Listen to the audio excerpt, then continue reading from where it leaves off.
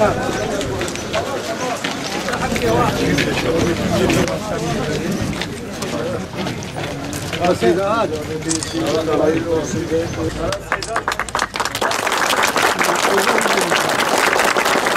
dua okusun hocam. Bir yemek duası yerine geçer.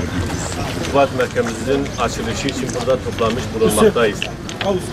Buradaki kardeşlerimiz rızkın helalinden ve temizinden yiyiniz emri mucibince bu iş yerini açmış bulunuyorlar. Ya Rabbi buradaki iş yeri sahiplerine hayırlı rızıklar, bereketli rızıklar eyle. Ya Rabbi buraları, bu tür hayırlı müesseselerin çoğalmasını bizlere ikram eyle. Buradaki iş yerlerimizi ve burada çalışacak bütün kardeşlerimizi her türlü kazadan, beladan ve musibetlerden muhafaza eyle. Ya Rabbi ülkemizin selameti, birlik ve beraberliğimizin devamı için, buradaki iş yerimizin hayırlara vesile olması için ve bütün geçmişlerimizin ruhları için El-Fatiha maruz.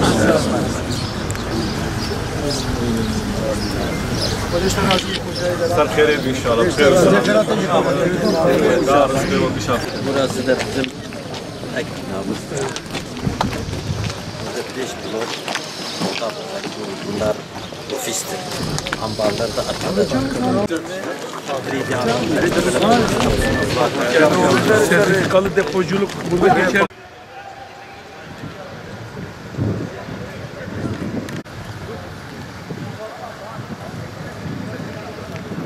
Bizim orada dükkanlarımız şehir içinde kaldığı için belediyenin izniyle bizi buradan kaldırdılar. Biz buraya geldik. Buradan yeni bir gıda pazarı inşa etmek için buradan bu yatırımı yaptırdık. Kendi imkanlarımızla ben ve 230 esnafımızla bu işe başladık. Bu 2 sene oldu. Allah'a çok şükür. Allah bizi amacımıza uğraştırdı.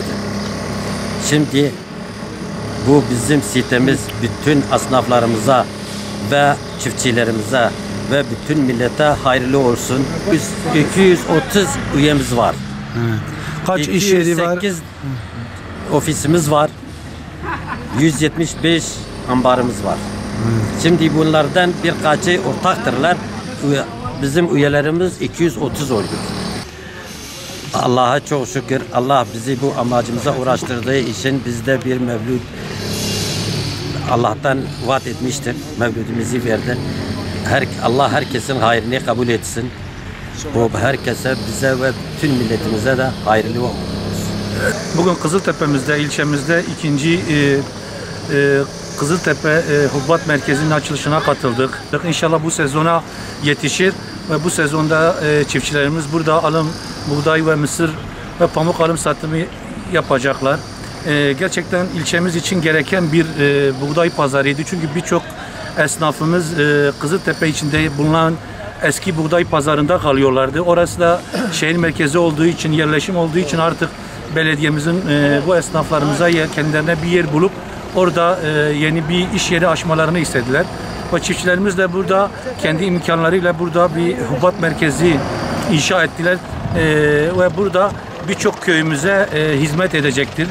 Burada bütün katılan çiftçilerimize ve burada emeği geçen başta başkanımız ve yönetimi ve çiftçilerimize ben Çiftçiler Dernek Başkanı olarak teşekkür ediyorum. Her zaman onların yanında olacağız, çiftçilerimizin yanında olacağız.